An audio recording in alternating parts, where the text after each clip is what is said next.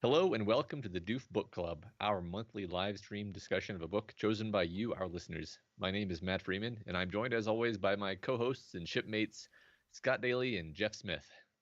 Um, um, um, Scott, where's Jeff? huh? Oh, he left.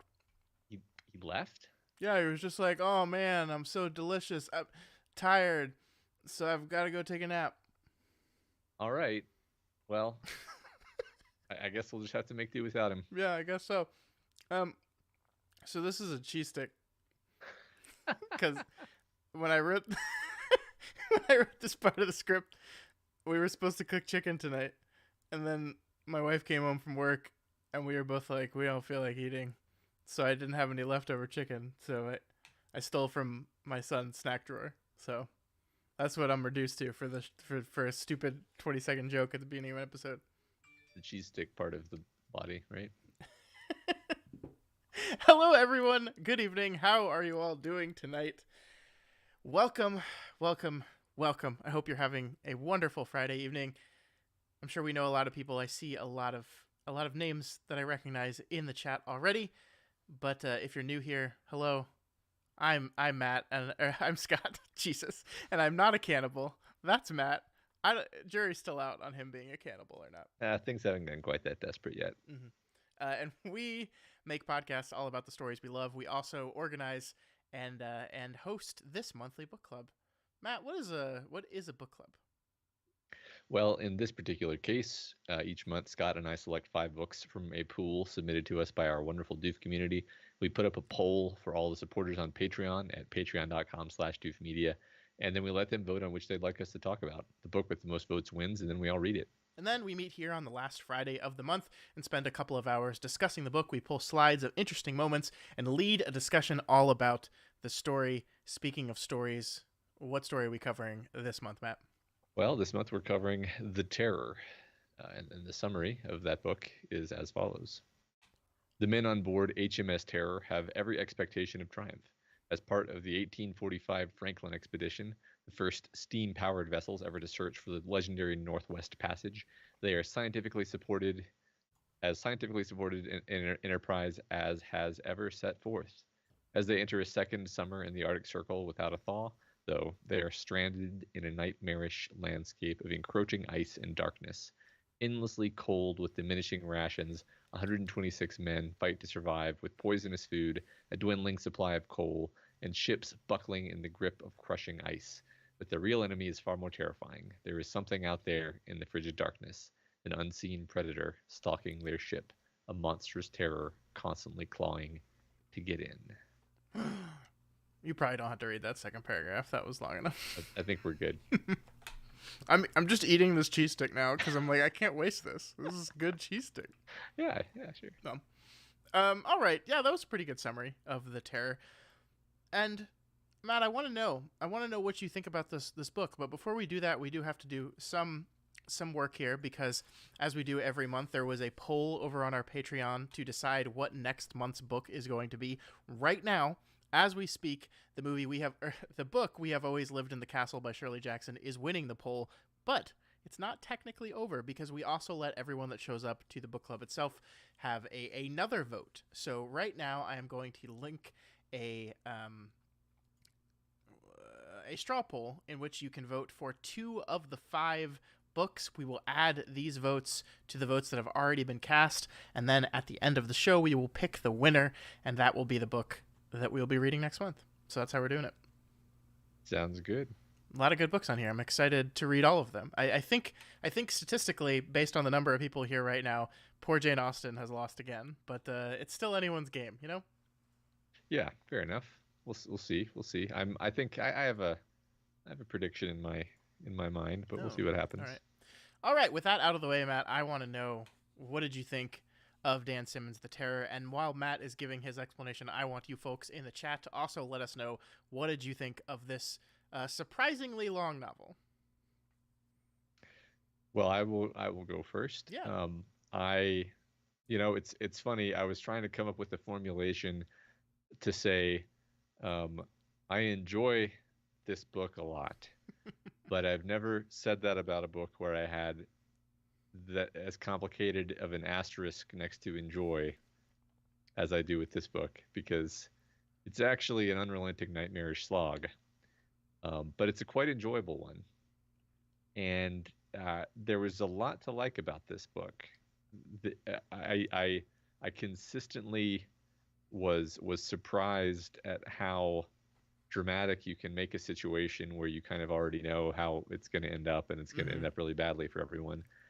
Um, the idea of like a horror historical fiction was just incredibly fresh and delightful to me, and I enjoyed that aspect of it a lot.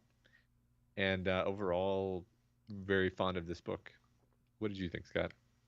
Yeah, I enjoyed it quite a bit. I think this is a really interesting book to talk about, because when we read Worm and Ward and even Pale a little bit, the Wild Bow serials, I remember one of the constant refrains I saw from people was this idea that like reading this book becomes unbearable. It's like too much happening that's just like too dour, like nobody ever wins, and it just becomes too much. I never really felt that reading those books. I felt that reading this book. And the interesting thing about it is I knew what the ending was already. I did not know too much about the Franklin expedition, but the one thing I absolutely did know was that they all died or, went missing. They died.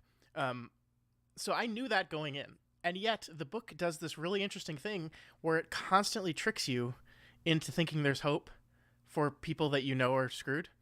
And it's just like every time something good seems like it's about to happen, then the book goes, ha ha ha, fuck you. No, actually, I think the moment that I'm thinking of most specifically is like right when the ice is broken up, just 2 miles away, and they're going to be able to hop in the boats, and then that's the point where the mutiny finally officially happens, and Crozier gets shot.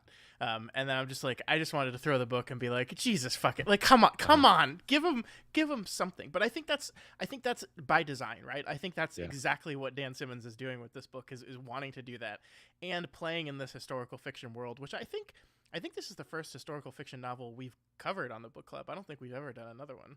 Yeah. I think you're right. I think we'll get into it as we go, but there's a distinct pattern of like the reasons why they just keep getting screwed. Mm-hmm. And generally it's like their own arrogance and ignorance and like short-sightedness, Yeah.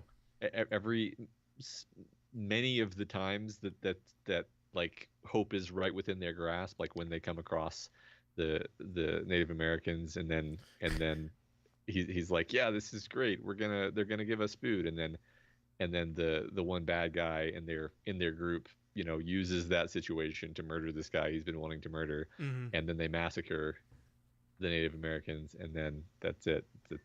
We're done. We're done with that. Yep. And then that happens over and over. And but when they have silence on the ship, silence is an obvious resource that they just don't use at all. I think Um, I messaged you that. I was like, it took fucking 500 pages before someone says, hey, I think this girl lives out here. uh-huh. Maybe she knows what to do.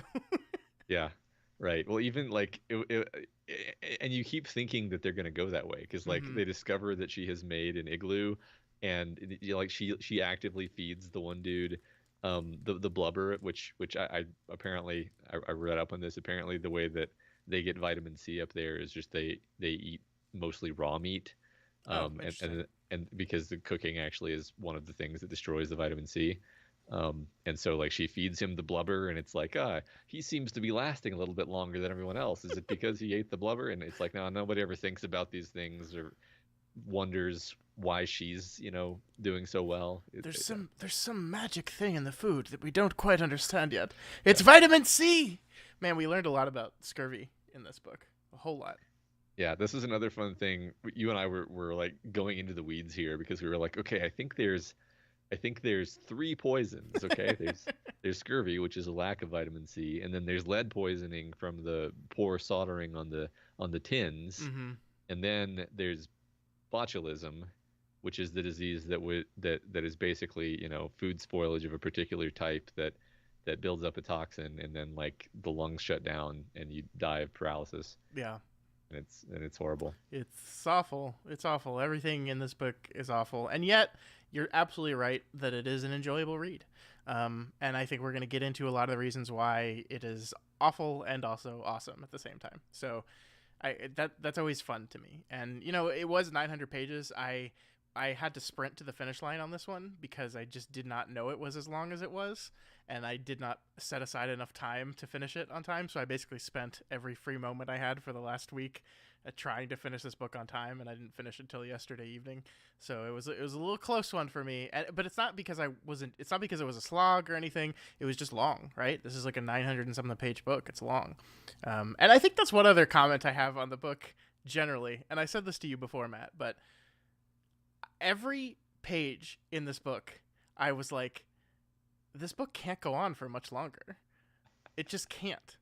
Like, they're just gonna die. How can it continue to go on? And like, to the point where like I was reading this on a Kindle, right? So I don't have the whole book in front of me. So like, all I have is the percentage complete button or number in the bottom right hand corner. So like, there was part of me that was like, I wonder if like the second half of this is just like a glossary of like historical facts and stuff, because there's no way the book is actually this long, because they're definitely gonna die like tomorrow. And that feeling continued throughout the entire story. I felt that the whole way through. Yeah, I mean, when the book opens, maybe we should just get to the beginning of the book, Yeah, because what I was going to say is the way the book literally opens, you feel like it can't go on like this. Yeah. Let's do it. Let's get to the beginning. All right. So as usual, the beginning of the book. Captain Crozier comes up on deck to find his ship under attack by celestial ghosts. Above him, above terror, shimmering folds of light lunge but then quickly withdraw like the colorful arms of aggressive but ultimately uncertain specters. Ectoplasmic skeletal fingers extend toward the ship, open, prepare to grasp, and pull back. The temperature is minus 50 degrees Fahrenheit and dropping fast. Because of the fog that came through earlier, during the single hour of weak twilight that now passing for their day, the foreshortened masts, the three topmasts, topgallants, upper rigging, and highest spars have been removed and stored to cut down on the danger of falling ice and to reduce the chances of the ship capsizing because of the weight of the ice on them. Stand now like rudely pruned and topless trees, reflecting the aurora that dances from one dimly seen horizon to the other. As Crozier watches, the jagged ice fields around the ship turn blue, then bleed violet, then glow as green as the hills of his childhood in Northern Ireland. Almost a mile off the starboard bow, the gigantic floating ice mountain that hides Terror's sister ship Erebus from view seems for a brief false moment to radiate color from within, glowing from its own cold internal fires. Pulling up his collar and tilting his head back, out of 40 years' habit of checking the status of masts and rigging, Crozier notices that the stars overhead burn cold and steady, but those near the horizon not only flicker but shift when stared at, moving in short spurts to the left, then to the right, then jiggling up and down. Crozier has seen this before, in the far south with Ross, as well as in these waters on earlier expeditions. The scientist on that South Polar trip, a man who spent the first winter in the ice there grinding and polishing lenses for his own telescope, had told Crozier that the perturbation of the stars was probably due to rapidly shifting refraction in the cold air lying heavy but uneasy over the ice-covered seas and unseen frozen landscapes. In other words, over new continents never before seen by the eyes of man, or at least, Crozier thinks, in this northern Arctic, by the eyes of white men. I think this is a very good opening. So I think this does a really good job of showing Dan Simmons' writing style in this book, which I think is excellent. Although I will say, we have read one other Simmons book for this book club. We read Hyperion. This doesn't sound like the same guy at all to me. Yeah, it's funny because I kept really my brain kept doing this switch where I kept thinking it was written by Peter Straub because it seemed more like Peter Straub's voice to me. I think that's fair, yeah. But then I would quickly be like, no, that's not right. It's Dan Simmons. But it's like I absolutely agree with you. Does not sound like the same guy. Does not sound like the same voice. Very different writing style. Really impressive, actually. I admire that. I love the way the book mixes the factual with the beautiful and haunting and mysterious and otherworldly.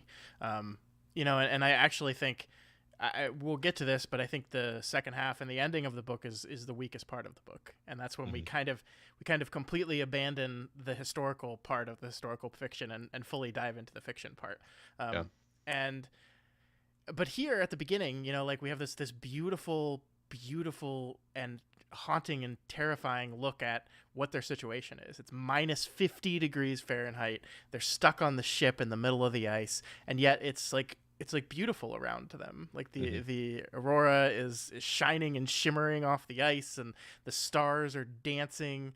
But yet we have, all this detailed information about the boat, the topmasts, the rigging, which, by the way, I don't know a lot about ships, and the book does not have the time to explain what all these words mean. I think this was never a problem for me except for one place, and it's when, I forget the name of the character, when he's climbing up the masts to avoid the monster.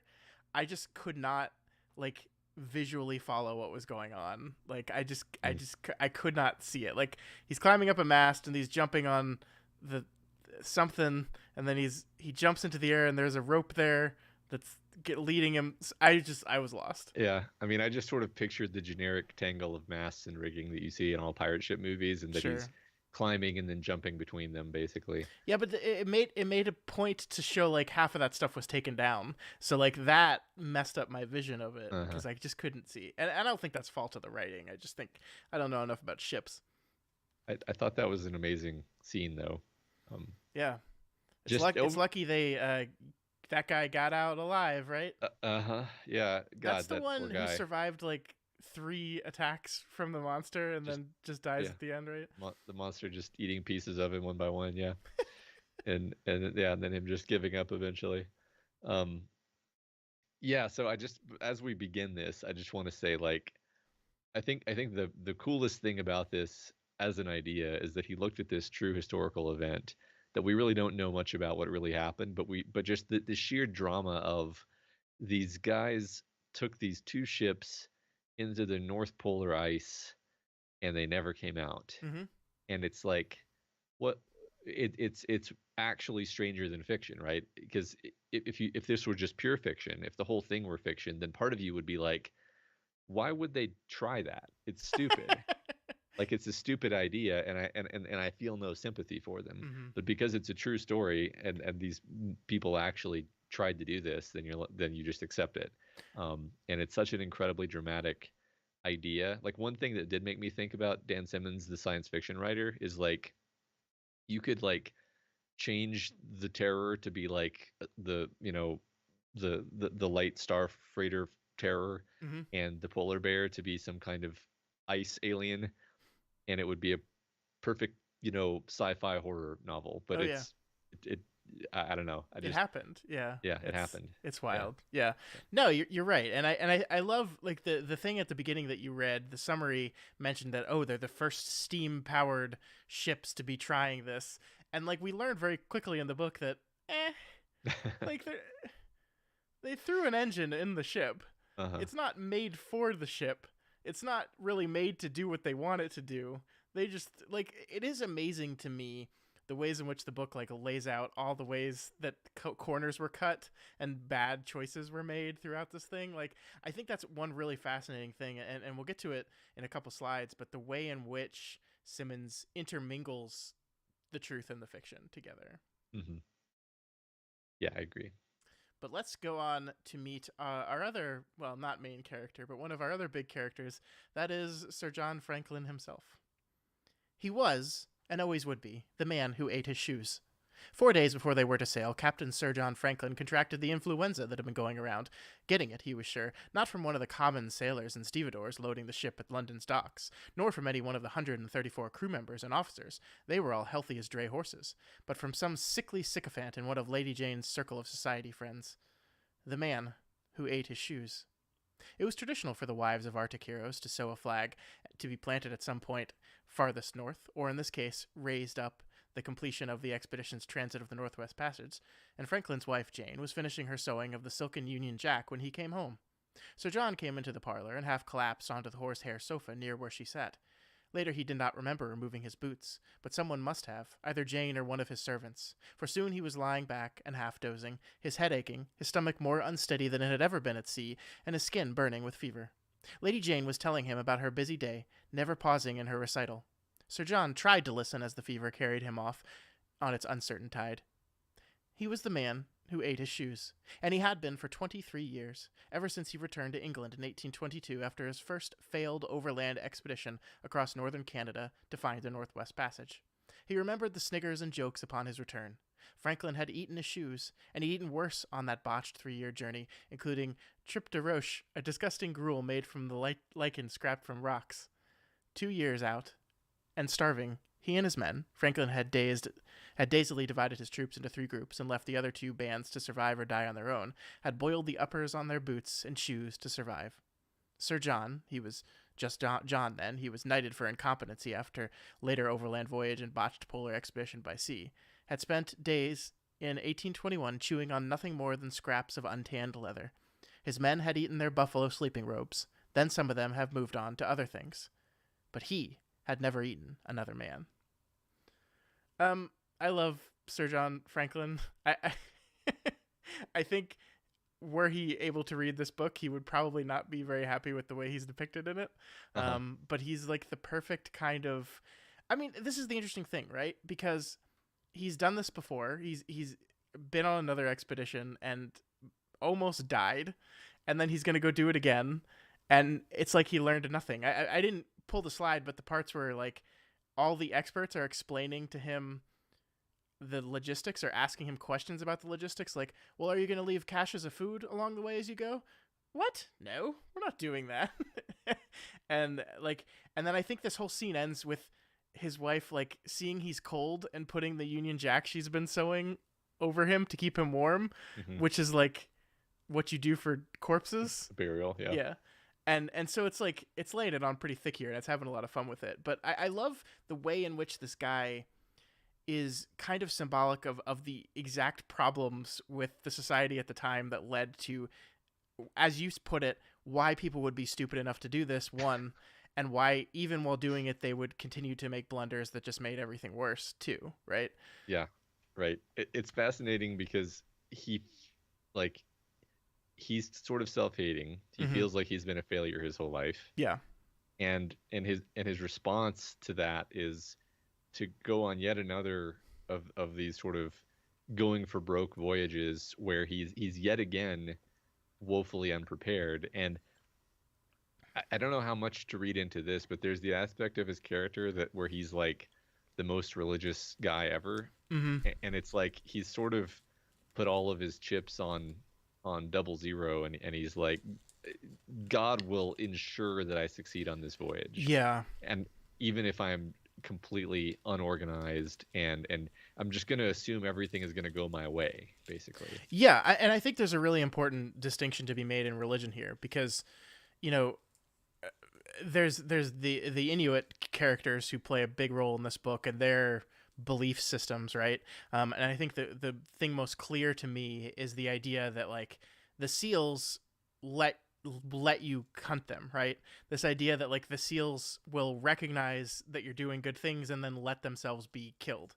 And so Franklin's version of his religion is, oh, well, the seals will provide for me, and therefore I can just sit here and wait for the seal to throw itself up on the ice. Even though clearly what it's supposed to mean is you have to work really hard to catch the seal, and if you get lucky enough to get it, that must be the seal recognizing your great skill. Whereas Franklin's is like the old religious parable of God being like, I sent you 3 ships. What do you, like the guy waiting on the roof for God to save him, and he's like, I sent you 3 ships. What are you talking about? Like the idea that because you have faith and because you believe in some power higher than you can just kind of sit back and not worry about it and not really work towards it.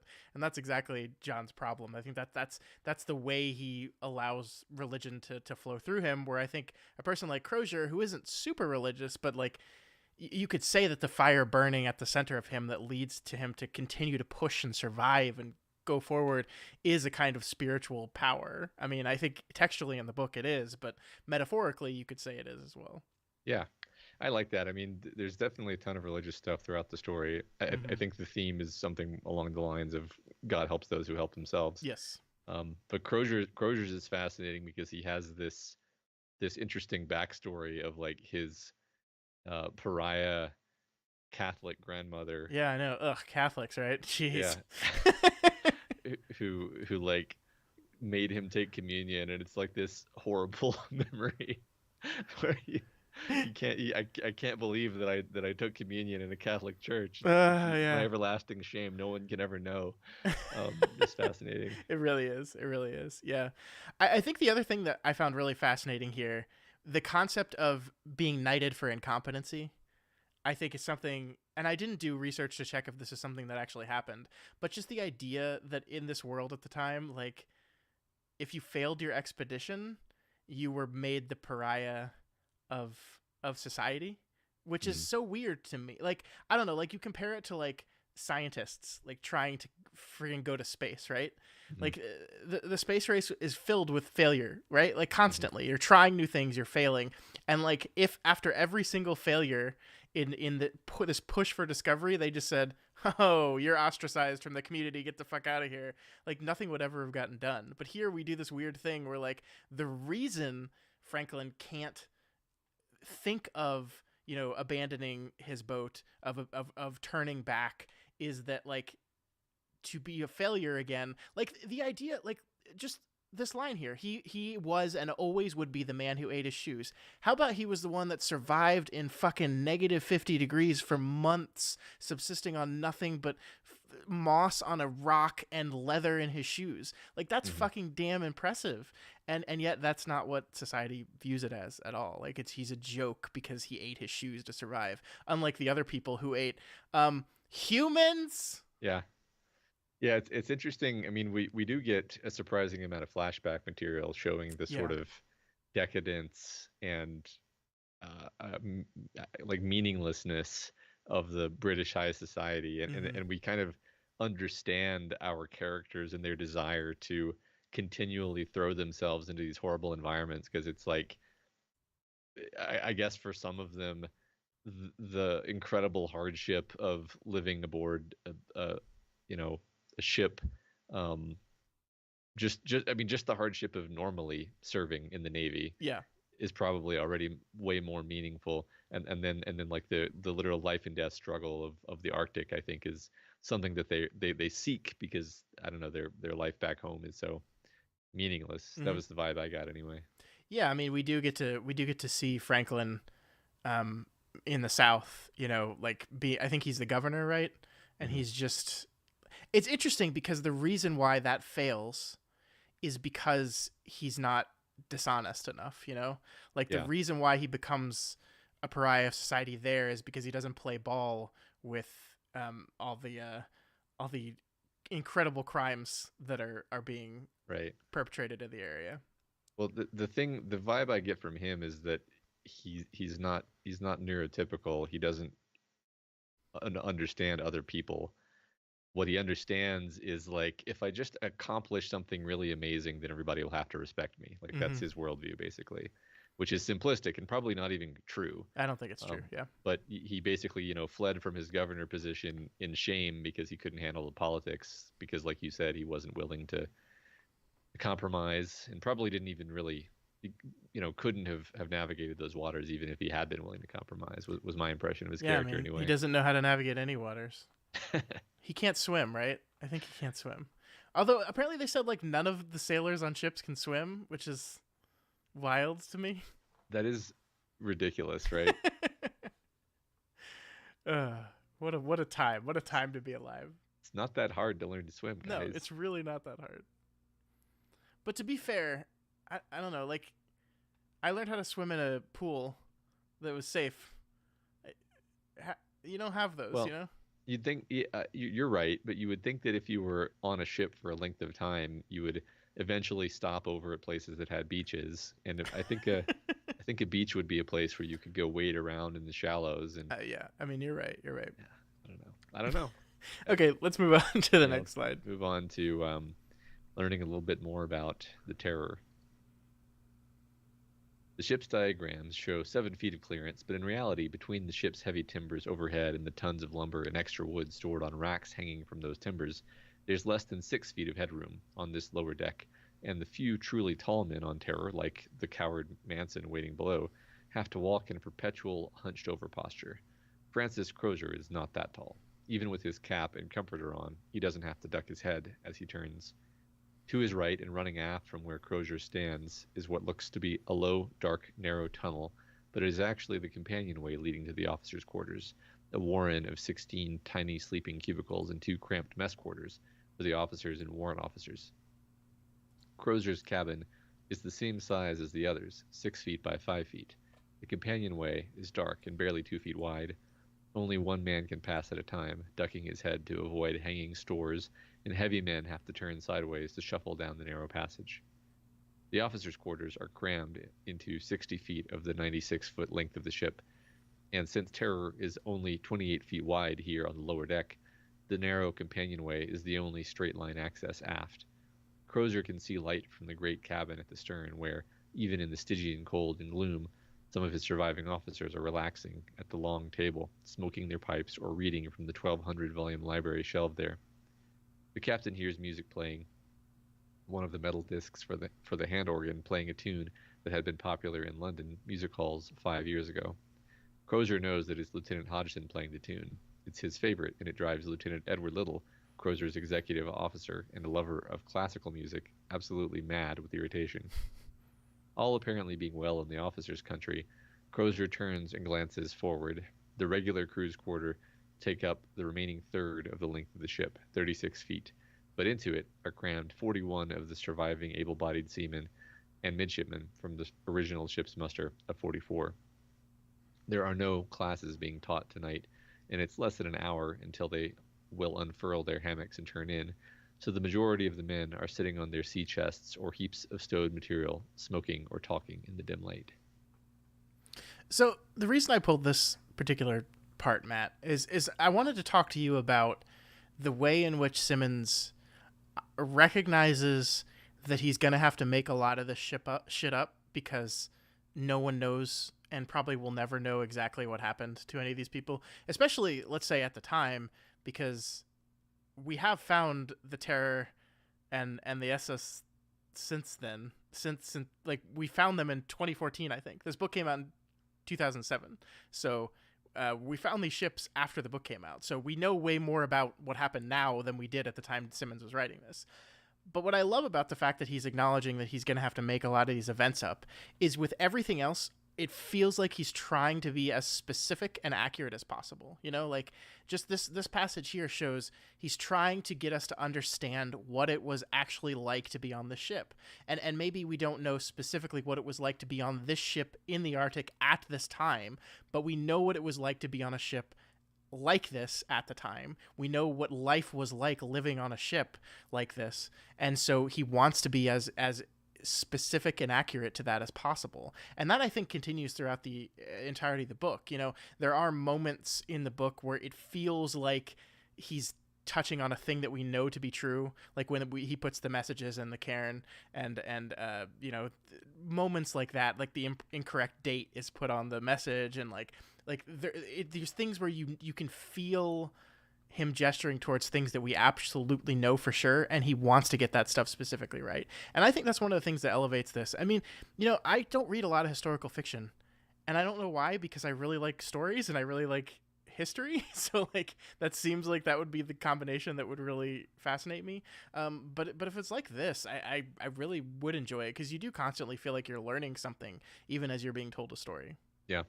I think this is, you know, this does what the best of historical fiction does, which is it identifies something really incredibly compelling about something that really happened. I mean, even here, you know, like you were just pointing out, the visualizing and imagining what it would be like to live in this box, you know, yeah, with 40 other dudes for like 2 years, and you're always cold. And still, that's significantly warmer than the temperature just on the other side of the hull, which is persistently so cold that you would just die. if you were out on it for an hour. Yeah. It's this incredible, like, again, it's the kind of thing where you're like, I can't believe this is real. I can't believe people actually tried to do And this, and survived. And survived, I mean that's what's amazing is like other groups of people did similar things and did make it out, right? So Yeah. like this was the people. This is the way that some number of people actually lived in the real world, and it's Hmm. just incredibly, I don't know, fun and interesting to imagine and think about. Yeah. Yeah. And it's stuff like this that really shows that to me. Like here we got like we're getting numbers here, like 60 feet of the 96-foot length of the ship. We can imagine that. I was impressed with the 1,200 volume library, by the way. That's pretty cool to have that many books. Yeah. Well, I mean, I thought that's the kind of thing that was interesting where um, Sir John had brought like just all the wrong stuff, Mm-hmm. basically. Mm-hmm. Like they had all of this really bad poisoned food that they got for cheap, and they had not nearly enough coal, and they had, you know, just but they have 1,200 books. Mm-hmm. It's very So, important. You got to have your entertainment. yeah. Did this is just I'm not like saying an interpretation, but it was it Sir John. I don't know how this stuff works. Was it Sir John that like picked the vendor for the tins, or is that something that's farther up the totem pole of responsibility? I forgot that detail. I feel like that was discussed at one point, but I don't remember I now. feel like that was out of his hands. Yeah. I kind of want to blame him for it just because. Sure, fair. But yeah, I But mean, I do love that detail. Is like they just went with the bidder who not only set a price that was half the price of every other vendor, but also had no problem delivering it in 2 days. uh-huh, And it's like no one's red flags went up on that at all. Like uh-huh. no one said like, "Hey, wait a minute." Nope, they just signed on. And of course, he delivered terrible half poisoned food. Like Yeah. it's really interesting because I feel like the process of canning was very new at the time. I'm pretty Uh-huh. sure. Like this is a pretty new technology, and it's like very exciting because like the biggest problem was how do we get food to these people on these long voyages and not have to worry about it. And it's like, oh, look at this amazing process, and it is amazing. And if you do it right, it's incredible. We know this now because we have canned foods that last forever. Yeah. Well, not forever, but a very long time. And no, nothing, none of this was done right. It was Right. I mean, I think my recollection from the book is like they just didn't pasteurize it properly, which yeah, is something where like I think maybe at around this time people had sort of figured out the idea of pasteurization, even if not the specific reason why it worked. But these guys just put some food in tins and warmed it up and shipped it out, and it's like, yeah. yep, that's disgusting. When yeah, it's so disgusting. When did germ theory really take hold? I feel like it's not there yet. I mean, they the way they talk about it, they like some. Okay, we have to talk about this now. One of the things I don't like about this book, the only thing I would say I definitively do not like is the moments that it does like these winky at the audience things where we're like, oh, some say if we could look at microscopic particles, we might be able to see something. And it's like, I know you're talking about germs, good sir, Yeah, I got it. the And then animalcules. Yeah. the worst instance of this to me was like, have you heard of this fellow Darwin? And it turns out that Darwin got his idea for the origin of the species because one of these two sailors lent him a book on geology. And it's like, I just like, come on, Okay. guys. It's like in Titanic when Rose goes, Picasso something. I Uh-huh. just want to die a little bit. Yeah. I don't know why Simmons felt the need to Right. interject those kind You of know, things in it. this is C-3PO. He's a droid that I'm building. Exactly, Yeah. exactly. Like we don't have to do that. I mean, I was mildly tickled, but at the same time, kind of eye rolled. Yeah. If it had just been like good sir like being a surgeon and a doctor that's like on the cusp of understanding like the scope of germ theory and what all this stuff means, like that would have been enough for me, you know. Yeah. Like I get that, and it shows part of the tragedy of this whole thing is we were they were just in like the wrong time, right? Like if this expedition had launched 10, 15, 20 years later, everything would have been different, possibly. Yeah. But the stuff with the Darwin, I don't know why I think Sim was just having fun. Hey, Yeah. or maybe it's just literally solving a problem where he wanted two characters to be sitting out there talking about like, hey, maybe this is just like an evolution of the polar bear, and then Yeah. he's like, oh fuck, I don't know if that was a Uh, thing that people knew yet. that's not a thing. I mean, also it's entirely possible that like he looked at this at the historical records and was like, "Oh my God, two of the sailors on the Terror served on the Beagle at the same time as Darwin. They might That have known yeah, him." And then like if that's true, then that's like an irresistible little tidbit, right? that's very true. That could be, and I would completely retract my complaint if that was the case, because I don't think any author would be able to resist that concept. Yeah. But no, it's funny what you just said about if this were just a little bit later, it would be different. Because in the chat, Mary says pasteurization was invented in 1862, which is only a couple decades later. So it's Oh like, man, guys. yeah, just just barely missed it. Hmm. But yeah, this is something I really enjoyed about the book is this mix of fact and with the fiction for sure. Yep. All right. So next slide is the fateful moment here where they fuck up. We transfer all the crew and coal from the Erebus to Terror and make a run for it, continued Crozier, either through the ice to the southwest or to reconnoiter down the eastern coast of King William Land, or Island. Go for broke, said Ice Master Blanky, now stunned to silence. Aye, that makes sense. Sir John could only blink. When he finally found his voice, it still sounded incredulous, as if Crozier had made a second joke that he could not understand. Abandon the flagship, he said at last. Abandon Erebus. He glanced around as if just having the other officers look at his cabin would settle the issue once and for all. The bulkheads lined with shelves and books, the crystal and china on the table, the three Preston patent illuminators set in the width of the overhead, allowing rich late summer light to stream into the cabin. Abandon Erebus, Francis, he said again, his voice stronger but spoken in a tone of someone who wants to be let in on a rather obscure joke. Crozier nodded.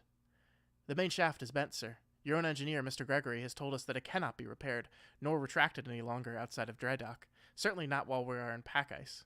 It will only get worse. With two ships, we have only a few days or weeks' worth of coal for the battle necessary to fight the pack ice. We'll all be frozen in, both ships, if we fail. If we freeze into the open sea to the west of King William Land, we have no idea where the current will move the ice of which we will be a part. The odds are great that we could be thrown into the shallows along the lee shore there. That means the destruction of even such wonderful ships as these. Crozier nodded around him and at the skylights above. But if we consolidate our fuel in the less damaged ship, continued Crozier, and especially if we have some luck finding open waters down the east side of King William Land, we will have much more than a month's fuel for streaming west along the coast as fast as we can.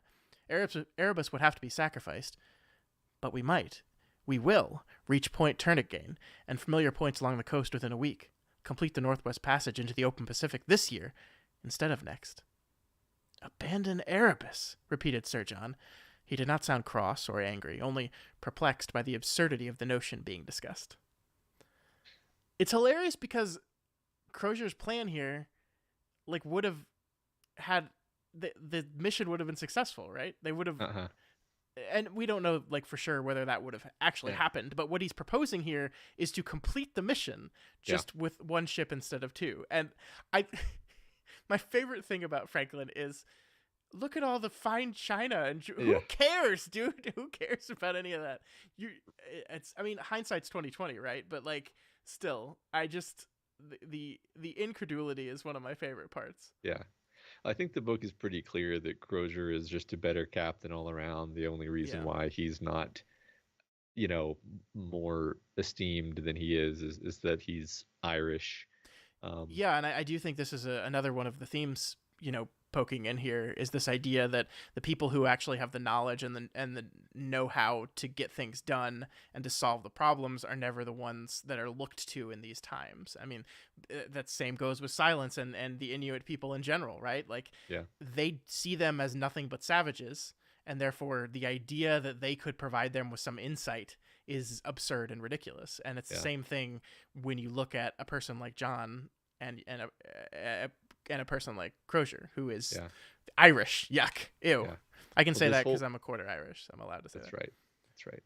Well, this whole scene is basically that. Not just this interaction with Crozier, but like it's either this conversation or other conversations where like the ice masters are like, this is a really bad situation, Yeah. Captain. We have to immediately turn around or we're going to be stuck here for a year. And then like the doctors are like, situations really bad with nutrition. All of the food is poisoned. We're not going to be able to eat it. Like we should probably go and get some better supplies.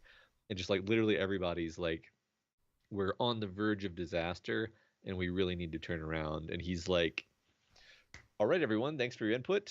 Full steam ahead. Yeah. And everybody, and like, I love that moment after that meeting where everyone's just like silent and they're just like, oh, okay. Yeah. It, And yeah, I mean, that's part of the culture of just like, we have to just listen, I guess. yeah. And And it's not even like Crozier. It's like a Crozier and his band versus Franklin and his group, right? And they're competing. It's literally every single expert officer and first officer, like everyone is in agreement here except for Franklin, and yet he's the commander. He's the aristocrat, and so he's the one that gets to make the decision. And he says, "That's great. I appreciate all your input, but I'm going to do the exact opposite of the thing that you all agreed was the best thing to do." mhm. And I mean, we don't know. This is the fun of the fiction part of it, right? Like, we don't know if this is how it happened. Like, but that's why historical fiction's fun, because you can take this true event and then you can say, I wonder how this might have happened, and then you can use that to kind of really start to dig into what you want the story to mean thematically. Yeah, absolutely. As you said, I feel kind of bad for the fact that this is about a real man who Yeah. may not deserve this, but I mean, the character in the story is what we're talking about. yeah, I mean, the statute of limitations on getting upset about your portrayal in fiction is much less, or much less than 100 years. So I think we're good there. You know what? If somebody wants to write a historical fiction novel 150 years from now where I'm portrayed as a bumbling oaf who gets everybody killed, then feel free, honestly. I will be floating around in the spirit world going, "Hey, they're writing about me," Yeah. and then I'll turn into a giant bear person and eat them. Yeah. Yeah, I'll get my revenge by turning into a Hmm. slightly larger than normal polar bear. All right, let's move on. All right, here Good Sir goes out on his first ice talk. Good Sir realized quickly that if the pressure ridges had been discrete things, that is, mere ridges rising out of relatively smooth sea ice, climbing them would not have been the soul-destroying exertion that it proved to be. None of the frozen sea was smooth, but for 50 to 100 yards around each pressure ridge, the ice became a truly insane maze of rough snow, tumbled seracs, and giant ice blocks, a maze that had to be solved and traversed before the real climbing could begin. The climbing itself was never linear, but always a tortuous back and forth, a constant search for footholds on treacherous ice or handholds on a block that might break away at any moment. 8 men zigzagged upward in ridiculous diagonals as they climbed, handed heavy loads up to one another, hacked away at clumps of ice with their pickaxes to create steps and shelves, and generally tried not to fall or be fallen upon. Parcels slipped out of icy mittens and crashed down, bringing up short but impressive clouds of curses from the 5 seamen below, before Gore or DeVoe shouted them into silence. Everything had to be unpacked and repacked 10 times. Finally, the heavy sledge itself, with perhaps half its load still lashed to it, had to be pulled, shoved, lifted, braced, dislodged from entrapping seracs, angled, lifted again, and tugged to the summit of each uneven pressure ridge. There was no rest for the men even atop the ridges, since to relax for a minute meant that 8 layers of sweat-sodden outer clothing and underlayers would begin to freeze. After tying new lines to the vertical posts and cross braces at the rear of the sledge, some of the men would get ahead of it to brace its descent. Usually the large Marine, Pilkington, and Morfin and Ferrier had this duty, while others dug in their cleats and lowered it to a syncopated chorus of gasps, calls, warnings, and more curses. Then they would carefully reload the sledge, double-check the lashings, boil snow to pour over the frozen-in runners, and be off again, forcing their way through the tumble labyrinth on this side of the pressure ridge. 30 minutes later would come to the next ridge. So this is the slide in which I talk about the way Simmons expertly makes everything that these people have to do on this ice Uh-huh. just the worst fucking Yeah. Yeah. unimaginable. Like, for the rest of my life, Matt, anytime I'm exercising or working on my house or outside working on the lawn, I'm gonna think of this book and be like, this ain't so bad, because this just sounds awful. And I Uh-huh. mean, especially, much later in the book where they're pulling the giant whaler boats and they're like for 18 hours a day and they're subsisting on like half of a rotten cookie and like a 10-week-old piece of salted pork that probably has no flavor left in it. Like, oh my god, it sounds so like I would have just been like, I don't want to do this. I'm done. Yeah. I'm not going to do this anymore. Yeah. It's just so many little details, Mhm. not even mentioned here, but like the idea that if they touch bare metal, then their skin will just freeze to it Yeah. instantly. And there's so many, so many little risks, and everybody's always getting frostbite, which Yeah. like the way they treat, there comes a point in the story where they're just like, that day they had to amputate 7 toes, and you're just like, yeah, okay, Yeah. amputating toes, that's just something that Sure. you have to do Mhm. at the end. And it's like, I I haven't had any toes amputated ever. And at some point the book just stops talking about frostbite because it's just like, okay, you got it, they all have frostbite. And then it Uh-huh. does, like, the same thing happens later in the book where it just stops talking about scurvy because it's like, okay, you all know that they have scurvy now. I Uh-huh. don't have to keep talking about how they're all suffering from scurvy, which sounds awful, by the way. Holy shit. Yeah, they all just look like hell. Yeah. That's, I know they made a TV show out of this, but I'm like, I don't know if you could actually depict these men as looking as horrible as they actually look, No because way. they're gonna be totally emaciated, like bleeding out of their mouths, and Mhm. and just And their just heads, ugh. they basically look like zombies Yeah. for the last 400 pages of the book. Yeah, and yet they keep going. I mean, that's the what. I mean, like, part of this you just have to say is like just a perfect example for how powerful the will to survive is. Like just like the ingrained animalistic will to not die that the people have, and that all living creatures have in some form or fashion, right? This Yeah. idea that like you're gonna push yourself beyond what you would ever find or think possible because what other choice do I have? This is it's either this or die. And I mean, some people choose die for sure, but still, like, so many of these people push themselves. Like, I remember there's a point in the book. There's actually multiple points in the book where Simmons steps back and just like counts all the people that are still alive. Uh-huh. And I think at one point, like, I think when they abandon the ships, there's 105 people still alive. And I just remember going, really? That's a lot. Like based on what we've seen so far, that's a lot of people still. I'm impressed that many people are still hanging in here. Yeah. Well, I think that, as far as I can remember, for most of the book, Simmons is keeping track of every single person that dies. Yeah. Like, maybe you get to the coarseness of like, during their ridiculous Mardi Gras celebration, or whatever it is, Carnival, Mm-hmm. um The Edgar like Allan Poe. the actual Carnival, that you just know that's not going to end well. I read about this Edgar Allan Poe thing. We should totally do that. Um, but like that was, an instance where it was like we lost this many men. But Mm-hmm. but anyway, yeah. And then at a certain point toward the end, it's just like people are just dying in groups. Yeah, Um, it's too many. Yeah, yeah. my God. All right, let's talk about the other terror, not the boat, but the thing that's stalking them, the monster. By the way, naming your ship the Terror is just asking for trouble. I don't know what anyone was thinking with that, but I think one of the things that consistently made me grin was the idea that the bear that's stalking them is also called the Terror. I Mhm. was like, this is perfect. What kind of malevolent intelligence kills but does not eat all its prey in such a winter of no game as this, but rather returns the upper half of the corpse of able-bodied seaman William Strong and the lower part of the corpse of young Tom Evans? Evans had been one of the ship's boys who had beat muffled drums in Gore's funeral procession 5 months earlier. What kind of creature plucks that young man from Crozier's side in the dark, but leaves the captain standing 3 yards away, then returns half the corpse? The men knew. Crozier knew what they knew. They knew it was the devil out there on the ice, not some overgrown Arctic bear. Captain Francis Crozier did not disagree with the men's assessment, for all his pish-posh talk earlier in the night over brandy with Captain Fitzjames. But he knew something that the men did not.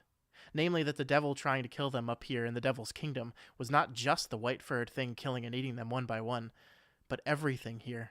The unrelenting cold, the squeezing ice, the electric storms, the uncanny lack of seals and whales and birds and walruses and land animals, the endless encroachment of the pack ice, the bergs that plowed their way through the solid white sea, not even leaving a single ship's length lee of open water behind them, the sudden white earthquakes, up eruption of pressure ridges, the dancing stars, the shoddy tin cans of food now turned into poison, the summers that did not come, the leads that did not open, everything. The monster on the ice was just another manifestation of a devil that wanted them dead, and that wanted them to suffer. Crozier took another drink. He understood the Arctic's motivation better than his own. The ancient Greeks had been right, thought Crozier, when they stated that there were 5 bands of climate on a disk of an earth, 4 of them equal, opposite, and symmetrical, like so many things Greek, wrapped around the world like bands on a snake. 2 were temperate and made for human beings. The central band, the equatorial region, was not meant for intelligent life, although Greeks had been wrong in assuming that no humans could live there. Just no civilized humans, thought Crozier, who had his glimpse of Africa and the other equatorial areas and was sure nothing of value would ever come from any of them. The 2 polar bear regions, the Greeks had reasoned, The 2 polar regions, the Greeks had reasoned, long before the Arctic and Antarctic wastes were reached by explorers, were inhumane in every sense, unfit even to travel through, much less reside in for any length of time. God, this guy's a freaking racist, man. Yeah. That's, I mean, he is. He is. I mean, everybody in this society is totally racist. Yeah. But it's not like he's exempt from being racist just because he's Irish and the victim of discrimination. Sure. Yeah. Which, yeah. All right, so let's talk about the bear monster here, Matt. Yeah. I think it's a really cool idea. I think, the one thing I knew about this book before I read it was it's about the Francis expedition, and also there's a monster. That's what I knew. And I was like, cool, that sounds fun. So you take a thing that nobody knows what happened, and then you say, okay, maybe a monster killed them all. That's fun. Uh-huh. And I love it being a monster. I love it being a metaphor. I love the idea that it's just a representation of how evil the Arctic is and how inhuman the Arctic is, right? Yeah. I don't love everything that we learn about it in the back half of the book. Sure. I like what like okay says in the chat, which is that that part is like in Signs when they show the alien at the end of Signs, and it's like it would have been better if you had kept it more mysterious. That's what like okay says, and I agree. I like the idea of it being like, I didn't think we were gonna do that. Like I thought that the text was intentionally introducing multiple possible explanations. Like we have the 2 scientists being like, maybe it's some kind of like primitive bear, some throwback species, and then we have the more spiritual people saying like it's a punishment from God, we're in hell.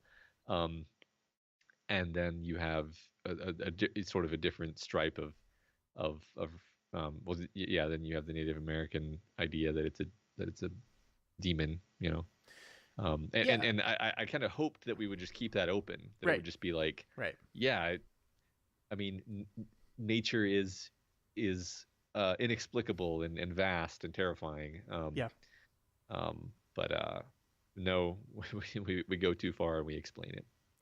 Yeah, and I guess my biggest problem with it is the way it's explained too. Is like, because I was kind of sitting there reading this book and I was like, how are they going to explain what this thing is? Because I kind of reasoned, oh, I bet this is like an Inuit myth, right? I bet this is like, there's some mythology of the Inuit people that has to do with this monster that roams the Arctic that is probably based loosely off of the giant fucking scary polar bears that eat people. So I reasoned that, but I was like, okay, but how are they going to learn about the myth? Because like Silence doesn't have a tongue, and then, oh, we met these other people, but then we immediately killed them. And I was like, so I kind of just concluded that, oh, we're not. And then I started liking that, liking that maybe we could just gesture towards it with Silence and the monster doing some weird throat singing stuff. It's like that's just weird enough and unexplicable enough to be like, huh, okay. And then the way we did it is we just said, oh, Crozier actually has like The Shining. he has the Shining, and he had a dream, and in his dream it's just like someone was just writing a book of Inuit history, and that's just for like 2 chapters that we just do this like all encompassing written like a textbook Inuit history lesson, which is like, I don't think it's a bad thing that we get to learn a little bit about the Inuit people and what their belief systems are and like where this stuff comes from. I think that's fantastic, but I just feel like the book doled it out to us in the most boring way possible. It's just like it didn't integrate it into the story. I mean, it did, but first it had to like give us a primer on it instead of just naturally integrating it into the story. You know what I mean? Yeah.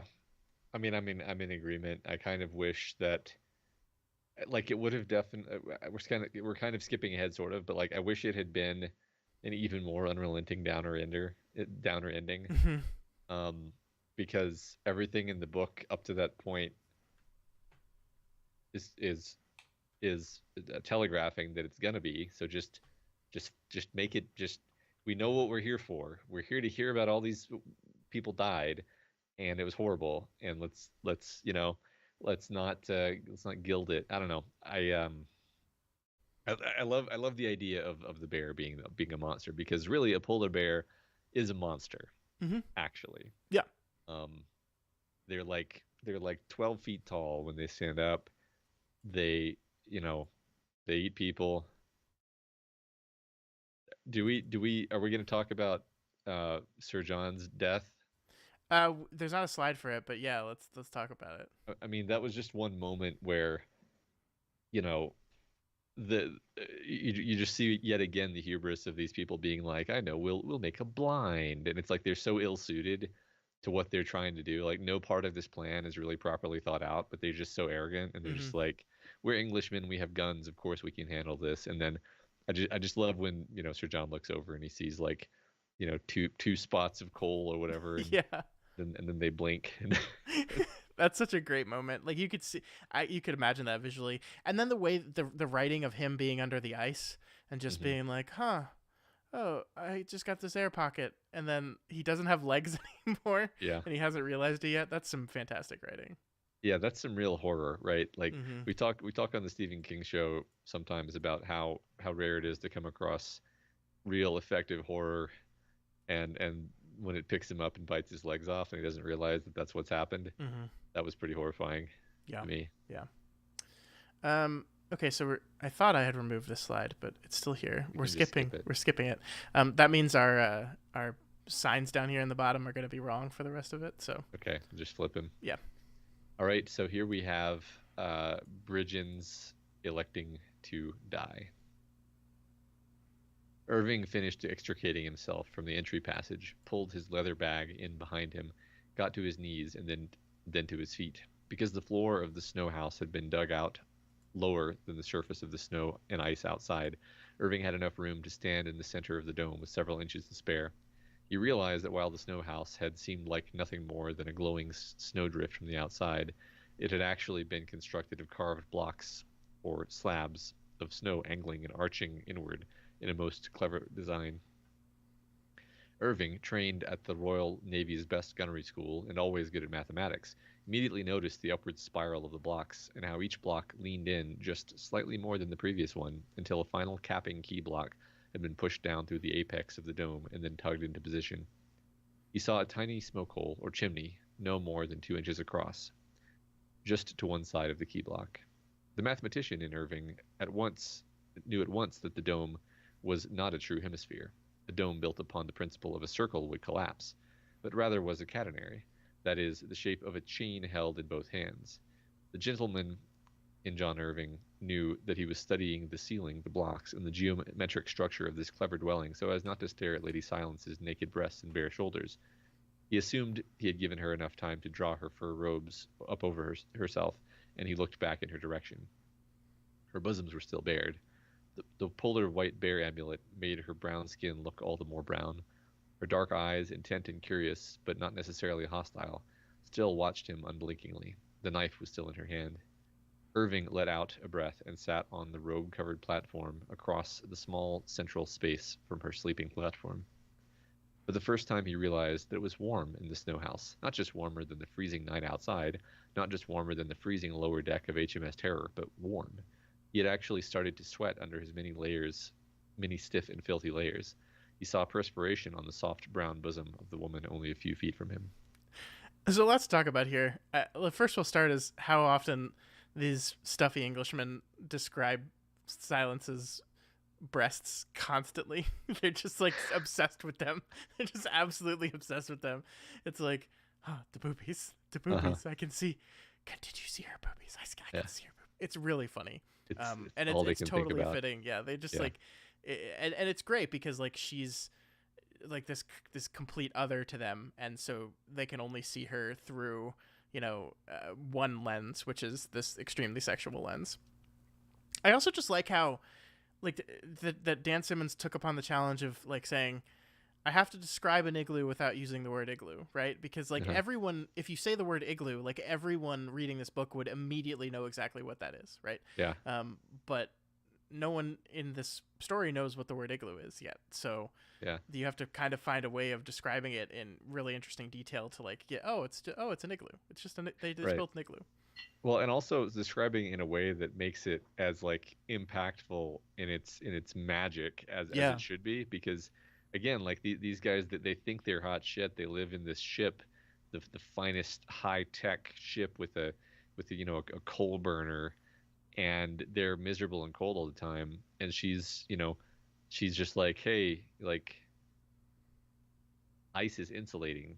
Mm-hmm. So if you build a dome out of it and you don't put any openings in the dome, it'll actually seal itself, and you have a little smoke hole, and you have just the right amount of heat generated from a little burner, and you can be warm in the Arctic. Yeah. Even though it's -50 outside, and like that's incredible, right? It is. Like, that's incredibly cool. And to make something warm out of a cold object is like so antithetical and wonderful, and of course these completely rational, logical men never think about it at all. Yeah, and he never. That's what kind of drove me crazy about like this whole scene is like there's like 10 things that happen in this interaction that he should pick up on and be like, hey, we should try this, and he just doesn't do any of it. Yeah, I mean, the most they do is like just kind of follow Silence around and like see if she finds a seal, and so they'll just magically know where the seals are now. And it's like, come on, guys, ask her how, like, just copy her design, right? Like you can reverse engineer now that you've seen. Hey, we didn't think this would work before, but now we know the basic principle of, for whatever reason that we haven't worked out the science of yet, House of Snow is warm. So let's try to build our own House of Snow. Let's just give it a shot. Nobody ever does that. Yep, never occurs to them. I do, it's funny. This isn't textual, but I do wonder if like there was just wildlife everywhere the whole time, and they just didn't see it because it's a very, very wily, Probably. I mean, in universe, the reason for that is because they're specifically in a part of the world that the evil polar bear monster says no one is allowed to live, including the animals. So that's why. But yes, I mean, like the idea, like the whole thing with the seal hunting and the seals having a little breathe, like that is 100% true. I actually spent time and looked it up. That's how seals exist. And if you didn't know to look for them, you just wouldn't see them ever. Yeah. It's pretty cool. And I agree with you. It's really frustrating. And I think this goes like, it's because they can't see her as a human being. And so the idea of trying something that she did just sounds ridiculous to them. Although I guess Irving is a character we could talk about here. I really like this guy. He's like the one that gets the closest to realizing that these people are human beings and that maybe they could assist us and help us. And of course that's taken away from him, but he seems like a good dude. Yeah, he's a good dude, and he's it's interesting how there's sort of there's a bunch of point of view characters, and I wasn't really sure whether I was supposed to think of Irving or Crozier as the protagonist for a while. I think and Crozier toward the beginning of the book, he's actually like more unlikable because he's like more ragingly alcoholic and angry. Yes. And I think he becomes more likable as the book goes on, and you see him just be this indefatigable leader who just is just so like smart and good at his job that he just always makes the right calls. And so like by the end of the book, I really liked Crozier, but like in the first half, I was like, this guy's just like bitter and spiteful and angry and hates himself, and he's kind of a drag. Mm-hmm. Um, and I liked Irving more at that point. So Yeah. I think that's totally fair. And getting to see I mean, that's part of the joy of the book, is getting to see Crozier kind of finally get his shit together for at least a little bit is quite enjoyable. yeah, like you're actually happy when he has his nightmarish alcohol withdrawal, um, and then he's sort of a different person afterward. Yeah, definitely. All right, so let's move on to another of our point of view characters, that is Bridgens and Peglar. This is kind of Bridgens' final moment, and I thought it's beautifully written, so I wanted to read it, and then I thought we could talk about these two characters. Okay.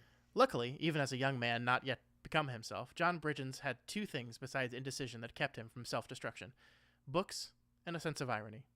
In his middle years, Bridgens mostly thought of himself as Odysseus. It was not the wandering of the world alone that made the comparison apt for the would-be scholar turned secondary officer steward, but rather Homer's description of the world-weary traveler. The Greek word meaning crafty or guileful, by which Odysseus's contemporaries identified him, and by which some, such as Achilles, chose to insult him. Bridgens did not use his craft to manipulate others, or rarely did, but he used it more like one of the round leather and wood or prouder metal shields behind which Homeric heroes sheltered while under violent attack by spear and lance. He used his craft to become, and to stay, invisible. Once, some years ago, during the 5-year voyage on the HMS Beagle, during which he had come to know Harry Peglar, Bridgens mentioned his Odysseus analogy, suggesting that all the men on the trip were modern-day Ulysses, in some extent or another. To the natural philosopher aboard, the two played chess frequently in Mr. Darwin's tiny cabin, and the young bird expert with the sad eyes and the sharp mind that had looked penetratingly at the steward and said, "But how is it that I doubt you have a Penelope waiting at home, Mr. Bridgens?" The steward had been more circumspect after that. He had learned, as Odysseus had learned after a certain number of years in his wandering, that his guile was no match for the world, and that hubris would always be punished by the gods. In these last days, John Bridgens felt that the literary character with whom he had most in common, in outlook, in feeling, in memory, in future, in sadness, was King Lear. And it was time for the final act. So that's 2 book clubs in a row with King Lear references. Woo woo! Let's go for 3. Yeah, and also we talk about the Odyssey all the time. So we do. So I love these two characters. I think this is a really interesting thing that the book takes the time to do. I mean, we have two gay men that kind of are allowed to exist in this world. We're told specifically because they don't practice any of their attractions on the ship. They only do it on land, and so every other sailor is just fine with it. I don't know if that's historically accurate or not. I don't really care. But these are two men that have to hide in this world, and I love that they get to have, like, they don't like their relationship with each other in the realm of the story never goes there, because like they feel like they can't, like that would be crossing the line for some arbitrary reason. But I don't know. I like these two. I like their relationship. I was very sad when Peglar died and kind of left Bridgens there. There's the whole scene where like he comes to collect his stuff and Crozier doesn't understand why he wants it, and it's just very sad. yeah, And then he just kind of goes off on his own here and dies. He just goes to sleep and dies. yeah, It's very sad, but it's sad in a touching way, I guess. yeah. I mean, I thought that their relationship was beautiful. They were like these intellectuals and Yeah. Men of the mind who had this kind of beautiful relationship that, and also they're I think both of them are fairly stoic and accepting of their fates, and Yeah. so overall you just kind of admire them. And Yeah. And I love like I think Bridgens was like trained, like scholarly trained. Peglar was never, but I think Bridgens calls Peglar like just one of the smart, like sharpest innate minds that he's ever witnessed, because he like taught this guy to read, and then he just like learned to understand this really complex like philosophy, literature, like all the like just learned kind of on his own just to understand and process it. And it's just like, that's really cool, man. I'm glad we got to meet these people. Like there is a version of this book that like is very focused and specific on just a couple characters, right? On Crozier, on Irving, maybe on Good Sir a little bit. But I love that. This is one of the reasons where I do think the book justifies its length, because we do get to kind of sprawl out a little bit and spend time with people like these two men, which in any other story probably would have been relegated to side characters. Yeah, I agree. There's a wide variety of types of character, and we get to spend time with a lot of them. Mm-hmm. We haven't spent much time with our antagonist, but he's certainly a type of character. What a great transition, Matt, because here he is. Let's talk about our antagonist. Here he is. Sometime in the last few days or weeks, Cornelius Hickey realized he had ceased being a king. He was now a god. In fact, he suspected, was not yet certain, but suspected strongly and was close to certain, Cornelius Hickey had become God. Others died around him, yet he lived. He no longer felt the cold. He no longer felt hunger or thirst, much less the need to slake those former appetites. He could see in the encroaching dark as the nights lengthened toward the absolute. Nor did the blowing snow and howling wind hinder his senses. The mere mortal men had required a rigging of tarp from the boat and sledge with their tents ripped, but when their tents ripped and blew away, and they huddled there like sheep with their woolen asses turned to the wind until they died. But Hickey was comfortable high on his throne in the stern of the pinnace. When, after more than 3 weeks of being unable to move because of the blizzards, winds, and plummeting temperatures, his dray beasts had whined and begged for food, Hickey had descended among them like a god and provided them with their loaves and fishes. He had shot Strickland to feed Seeley. He had shot Dunn to feed Brown. He had shot Gibson to feed Jerry. He had shot Best to feed Smith. He had shot Morphin to feed Orrin. Or perhaps it was all the other way around.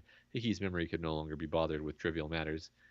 But now those he'd so generally fed were dead, frozen hard into their blanket sleeping bags or contorted into the terrible claw shapes of their final throes. Perhaps he had become bored with them and shot them as well. He did vaguely remember carving up the choice parts of more men than he had shot to feed the others in the past week or two, back when he still needed to eat. Or perhaps it had just been on a whim. He could not recall the details. It was not important.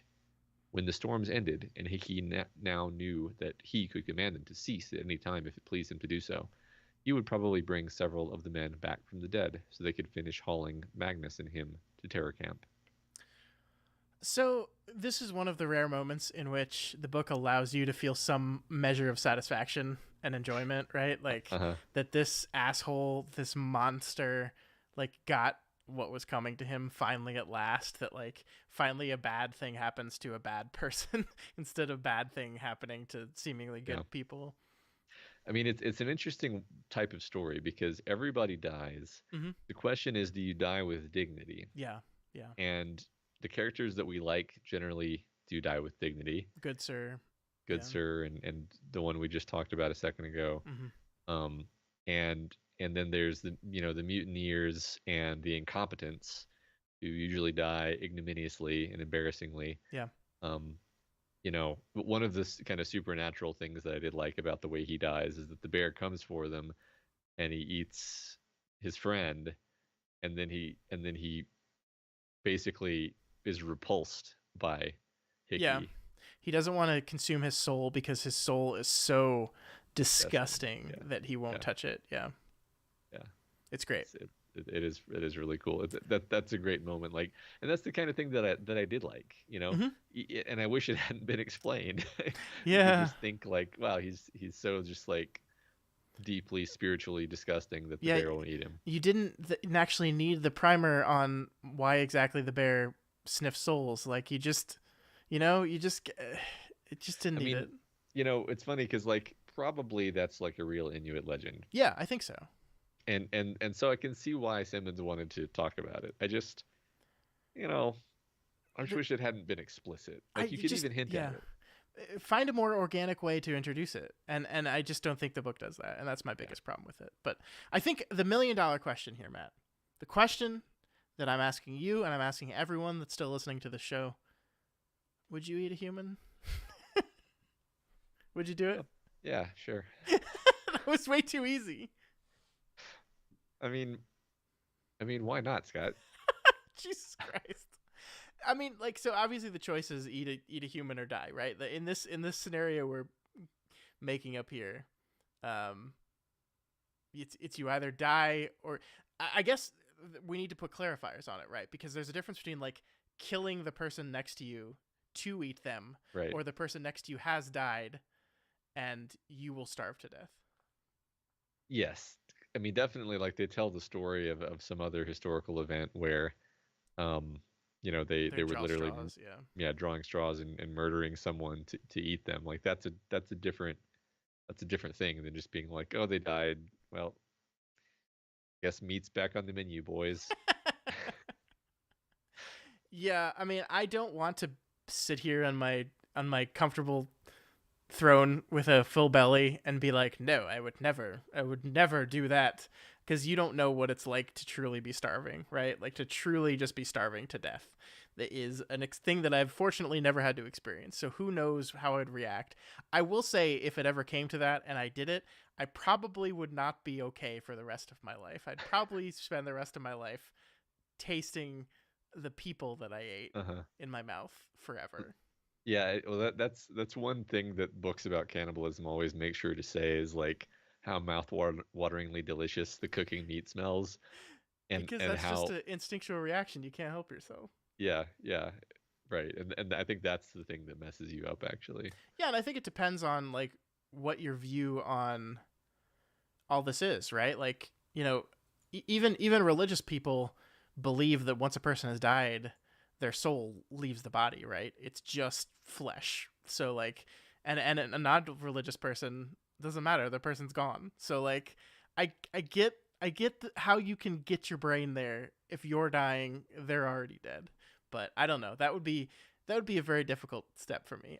Which is why I always love the comedies that like go there immediately. Like I don't know what it was, but like when people get trapped somewhere and then after 5 minutes, like, gonna have to start eating Jeff.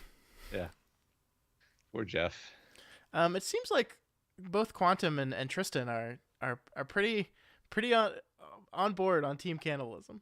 Yeah, I'm not seeing the problem, Scott. I I wouldn't. really expected you to struggle with this answer a little bit more than you did, Matt. No, no. I think this is pretty in character for me actually. It extremely is, yeah. Yeah. All right, let's stop talking about eating humans and move on. All right. Is this I mine? think this is yours. Yeah. Yes. Okay. So this is Crozier's moment of sacrificing himself to become a shaman. Yeah. The ice had stopped at noises. The wind had ceased its hum. The aurora pulses more slowly overhead. She touches his face, gets to her feet, and goes away from him, pulling the tent flap shut behind her. He finds enough strength to stand and to shed the rest of his clothes. Naked, he does not feel the cold. A lead has opened to within 30 feet of where they made their music, and now he walks towards this. His heart will not slow its pounding. 6 feet from the edge of the water, he goes to both knees again and raises his face to the sky and closes his eyes. He hears the thing rising from the water not 5 feet from him, and hears the scraping of its claws on ice and the huff of its breath as it pulls itself out of the sea onto the ice, and hears the ice groaning under its weight. But he does not lower his head nor open his eyes to look. Not yet. Water from its coming out of the sea laps against his bare knees and threatens to freeze him to the ice he kneels on. He does not move. He smells the wet fur, the wet flesh, the bottom of the ocean's stink of it, and senses its aurora shadow following over him. But he does not open his eyes to look. Not yet. Only when his skin prickles and goosebumps rise at the heavy mass presence seeming to surround him, and only when its meat-eater's breath envelops him does he open his eyes. Fur dripping like a priest's wet and clinging white vestments, burn scars raw amid the white, teeth, black eyes not 3 feet from his own and looking deep into him. Predator's eyes searching for his soul, searching to see if he has a soul. The massive triangular head bobs lower and blots out the throbbing sky. Surrendering only to the human being he wants to be with and to the human being he wants to become. Never to the Toonbach or the universe that would extinguish the blue flame in his chest. He closes his eyes again, tilts back his head, opens his mouth, and extends his tongue exactly as Mimo Moira taught him to do for Holy Communion.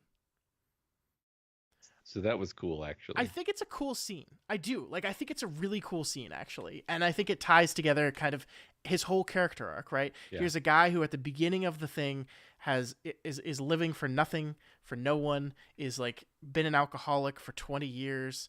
He's just kind of going through the motions and surviving. And over the course of the book, he finds his desire to live again, to survive, to exist. He finds it. He finds his soul, you could say. And then this is the moment where that soul is being judged, that change is being judged by the monster, and he's judged worthy, right? And I think that's fantastic. That's fabulous. And then we move on from here, and we have this whole chapter where now he's a native, and I just don't care for any of it. I really don't. I don't need any of it. I don't need any of it. Yeah, you know, I think on the whole, I'm less staunchly against it than you are. I feel like it's such a break with the tone of the story It is really feels like my we're in a problem. different book. Yeah, yeah, Feels like we're in a different book, and we've gone into fantasy, and I was like, I really would have been okay if Crozier had died, like, mm, because he did. He's dead. yeah, He died on the ice with everybody else, yeah. and that's the tragedy, and that's the truth, and that's the story that it kind of should have been. I think this is awesome and beautiful. It does remind me of things in Hyperion where Hyperion does all of this stuff where it takes religious imagery and it like perverts it in these fascinatingly creative ways. Yeah. And that's what he's doing here with the idea of Holy Communion, Yeah, and the then idea of it tying this image directly to Holy Communion is delicious. You're so right. yeah. I don't know if it's worth.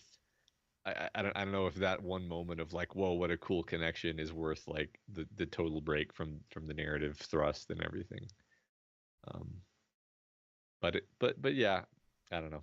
Basically agree. I mean, I don't hate it, right? I don't hate it. I do agree with you that like I feel like this was a book that was a certain kind of thing telling a certain kind of story, and then it wanted to pivot to being a very different kind of story telling a different kind of thing. And it just didn't feel like they glued together in a really satisfying way. I agree. All right. Just one last thing about this passage is like I love any time that it's describing the bear because Yeah. it's just so good. It's so good and so monstrous and yet believably just a big polar bear too. Yeah. Have you ever heard that the reason why so there used to be a type of bear called the short-faced bear, which was actually larger than polar bears, but not by that much because polar bears are already enormous. And people theorize that the reason why it took so long for humans to colonize the Americas over the land bridge was because of the short-faced bear. We're just not going to go that way, Wow. because it's a monster. That's incredible. I love that. All right, so here we have the final pages of the book. Yeah. When the show was over and the ship sunk, and the sun was also sinking toward the south, so that their shadows leapt long across the graying ice, still they stayed to point and enjoy the steam rising and celebrate the bits of burning debris that still scattered here and there on the ice. Then the band finally turned back toward the big island and then the smaller islands, planning to cross the ice to the mainland before they would make camp for the night. The sunlight shining until after midnight helped their march. All of them wanted to be off the ice and away from this place before the few hours of dimness and full darkness came. Even the dogs quit barking and snarling and seemed to pull harder when they pressed the small island on their way past the small island on their way back into land. Asiadric was asleep and snoring under his robes on the sledge, but both the babies were wide awake and ready to play. Kalirictug took the squirming Kanayuk in his left arm and put his right arm around Silna, Silence. Raven, still being carried by his mother, was petulantly trying to slap her arms away and force her to put him down so he could try to walk on his own. Talariktuk wondered, not for the first time, how a father and mother without tongues were going to discipline a headstrong boy. Then he remembered, not for the first time, that he now belonged to one of the few cultures in the world that did not bother to discipline their headstrong boys or girls. Raven already had an Inua of some worthy adult in him. His father would just have to wait to see how worthy it was. The Francis Crozier Inua, still alive and well in Talarictug, had no illusions about life being anything but poor, nasty, brutish, and short. But perhaps it did not have to be solitary.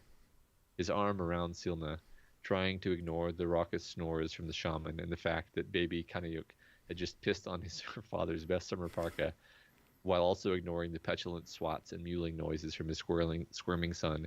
Talaric Took and Crozier continued walking east across the ice toward solid ground.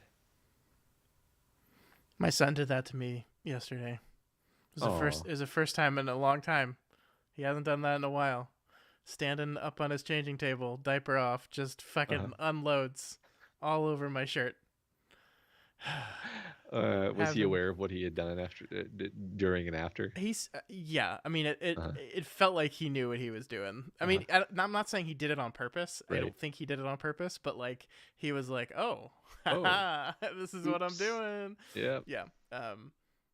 So I mean, like, here's the thing: as much as I don't like this ending, I like this ending. Uh-huh. I appreciate the climax of Crozier's ending. I appreciate that he is a man who only was ever in love with one woman, and she was nasty and mean to him because he wasn't of the proper station, and she treated him like shit, and used him, and he at the end of his life finds happiness, finds a family, finds someone who he loves, and like he seems contented in the life that he has here at the end of the world. Yeah.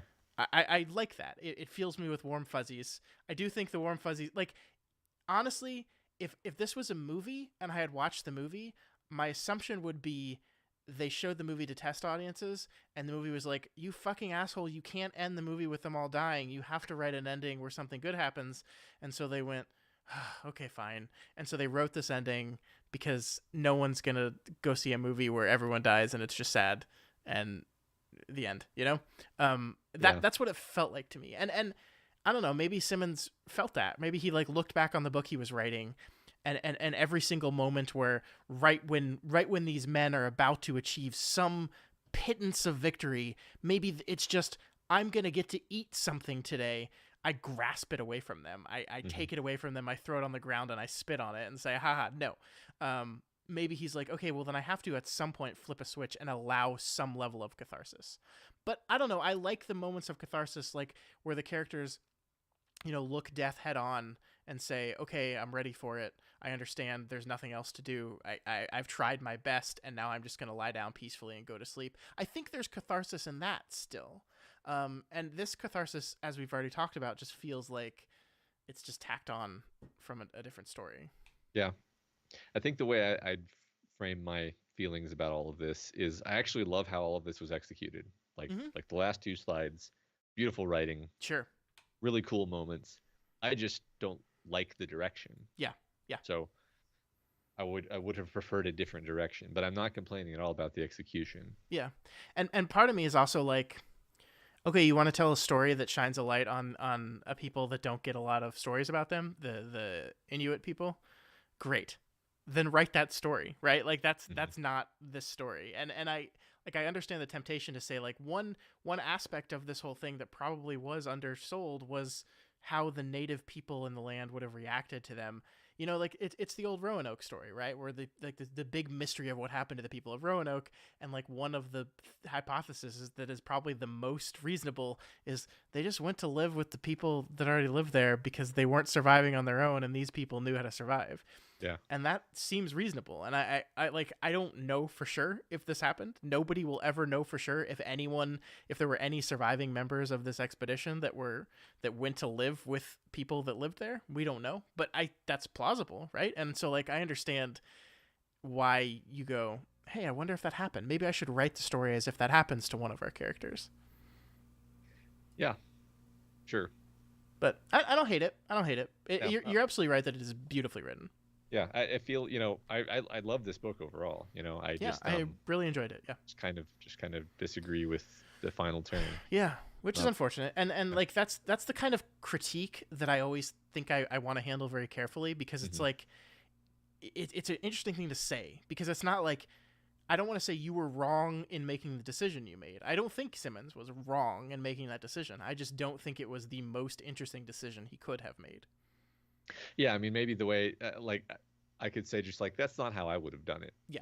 Doesn't mean it's like bad. So yeah. Hey, Kyrgyzstan. That's all right. We're just finishing up here. We're just finishing So up. excellent timing. I think somebody probably recorded this though. Yeah, YouTube. Oh, good. Sometimes you say things and I'm like, is he being intentionally dry or is he It's a good cover for when I am just being dumb. I Is know. that people will be like, he's probably joking. Yeah. That's brilliant. I like it. All right, so let's anything else you wanted to say about this book, Matt? I think we covered it pretty well. Yeah, I feel good. Yeah. Nothing else to add. All right.